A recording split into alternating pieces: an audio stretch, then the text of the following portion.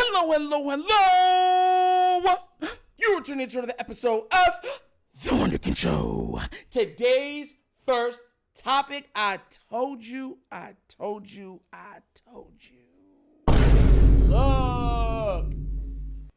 A couple episodes ago, y'all remember, I made an episode. I want to read it to you properly. I made an episode about PFF, right? Doing a list of the highest graded passers from 10 yards to 20 yards in the NFL. And part of the reason why we covered that was because you already know who headlined the in-game first. Lamar Jackson did. But y'all might have thought, well, that was one skewed stat, right? There was one skewed stat that happened to. And that's all. And Nitro's being Nitro, just being on Lamar, right? Well, Warren Sharp came out with a list. Oh, for all you haters. And check this list out. This is for the most highest completion percentage under 10 yards and close to the line. I want y'all to look at this closely, right? And I'm going to tell you why this matters. There goes the list. Lamar Jackson has the highest, or he's tied for the highest completion rate inside the 10-yard line with Patrick Mahomes. Second is Joe Burrow. Because remember, they're tied. So third is Brock Purdy. It goes from 60, drops all the way down to 57 with Josh Allen. Then it goes to 54 with Jordan Love, 52% with Dak Prescott, 51% with Matthew Stafford, 50% with Jared Goff. Justin Fields got 50. Russell Wilson got 49. Justin Herbert got 49. Kirk Cousins got 48. Geno Smith got 48. Tua got 48. How is that even possible? This man be throwing 2-yard passes under 50%. Are you serious? Let's go. Hold on. And then Desmond Ridder. Oh my gosh. Now this is why this makes, just remember, I always tell y'all, context matters. So let's get down to the context, right? Let's get down to this context here. Let me get there, right? Lamar has the highest completion rate inside the 10-yard line. That's with his 2 starting running backs being hurt, O-line being injured, Mark Andrews out for almost the entire year, OBJ in and out of the lineup, and with a rookie receiver. Let's start going down this list. Patrick Mahomes got the greatest tight end of all time, right? Right. He also had a rookie that almost eclipsed 1,000 yards for his rookie season, right? Right. And he has Andy Reid drawing up plays and schemes, right? Right. Then we got Joe Burrow. Mr. Burrow. Look at JoJo. Jojo. Who he got he throwing to? T. Higgins? Jamar Chase? And that's just a couple Joe Mixon? Right? And we're not even talking about the third wide receiver on the team, or used to be the third wide receiver on the team. Like, get out of here. Then you got Brock Purdy. Brock Purdy's at 60%. He got Debo. He got Ayuk. He got Kittle. He got McCaffrey. Like, and he got the best left or top 2 left tackle in the game.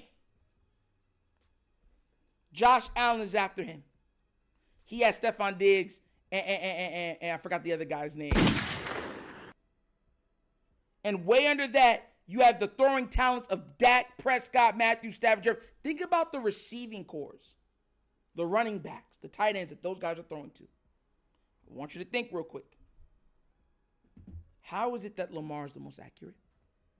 This is why I keep trying to tell y'all, he's literally doing more with less. And some fans don't seem to grasp or understand that.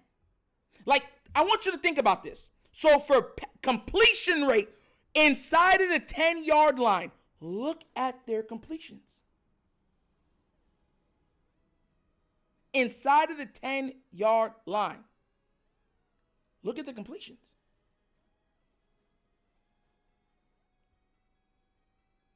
These other guys have weapons, great schemes, All these things. But like I've pointed it out before, what Lamar is doing, and this is why it gets me mad even with Lamar, right? Because he has shown this, and this is my problem with the Ravens. Because Lamar has shown his ability to literally raise the game of the people around him, the Baltimore Ravens literally depend on that. Instead of like how some teams, they go, we can rely on that when we get to the playoffs, or we'll rely on that when the game gets close. No, they're relying on that from beginning of the game to the end of the game. And now, think about it. We're hoping, wishing, praying, fasting for the emergence of a Bateman. Think about it. That's who everyone's hanging their hat on right now. And we're hoping that the Ravens use Likely. But how likely is that? You see what I'm trying to say? Bro, listen. And look, I know some of y'all hate, and even when the other episode I did with Lamar on the Mount Rushmore, right? And you got to see, and you got to see how a lot of Ravens fans really felt about him when you were doing it. You heard some Ravens fans talking about him, like, oh, he is nothing, he hasn't done nothing, blah, blah, blah, blah, blah. I'm like, bro, the man's a surefire Hall of Famer. The gold jacket's already been fitted to his size, his length. Pause. It's already been fitted. He's the only MVP we've ever had. And I can always make the argument like, oh, Joe Flacco won a title. If Lamar had that team, do you think he wouldn't have won a title? Mind you, they both got Justin Tucker, so I don't want to hear, oh, well, he got Justin Tucker, because they both had Justin Tucker. Think about the wide receiving core that Flacco had for 2 or 3 years. Has Lamar ever had anything close to approaching that? And you can't say tight ends because we've had tight ends. We've been had tight ends. We've had tight ends galore. Where's the stud running back at?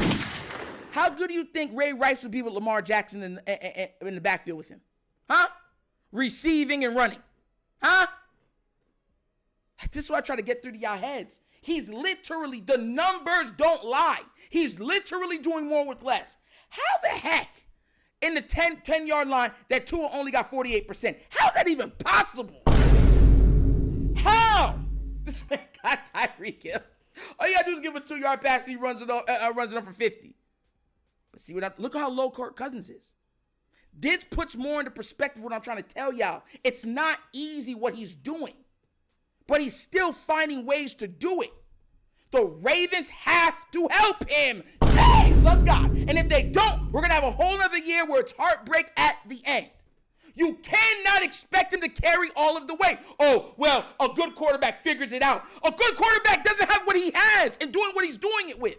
Y'all realize that, right? Look at the numbers and the plays that these other guys are playing with. They're still under him. PFF said it. Warren Sharp said it. So after what point are you going to finally accept it and be like, wow, dang, we can't even argue the numbers. Like, think about it.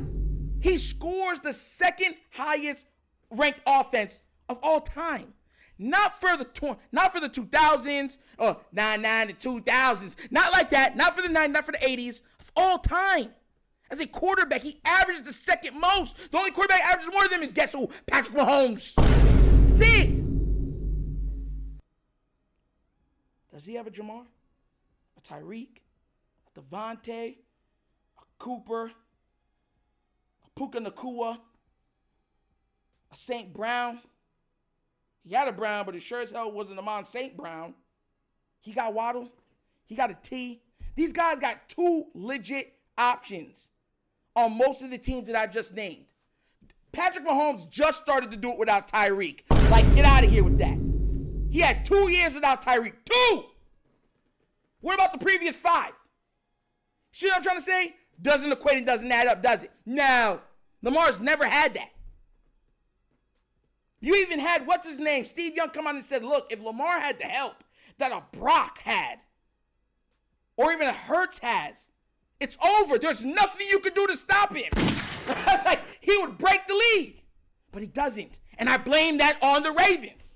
The more these numerics come out, is the more it makes my point. And if you're going to sit there and argue that it's not, I got something for you. Left hand, backhand, side to the jaw. Oh. You know you like it. Come on now, wake up. Wake up. I'm still talking to you. Look at this. Oh, my gosh. Oh, my gosh. But what do you guys think? Seeing this, does this make the point? Does this drive home what we've been saying for a while? Or are you still on the fence saying, no, Lamar has to do more. Lamar has to be Superman. If he's not Superman, he's not good like the other quarterback. Make it make sense, you know what I'm saying? But as always, that's the episode of The Wunderkind Show. Thank you for watching. Y'all know how we get down. We have fun and we laugh. But everything we talk about rooted in what? Facts and truth. Please do remember, like, subscribe, hit that notification bell, leave a comment. You know, I love the comments. If you have not done so already, check out the Wunderkind Show's Patreon. Yes, 3 tiers of content goodness waiting for your consumption. Give it a look, give it a try. Let me know what you think. And if you'd like to donate to this channel, help out with equipment and such stuff like that, bottom of the screen, QR code. QR code's to a Cash App. Cash App located in the description of every video that we do. Name of it is $, The Wunderkind Show. Super easy. Once again, this is The Wunderkind Show. This is your host, Nectar, signing off. And as always, you know my slogan. Peace. And I am out of here. Huh? Yerp. Finish him, Daddy. Oh.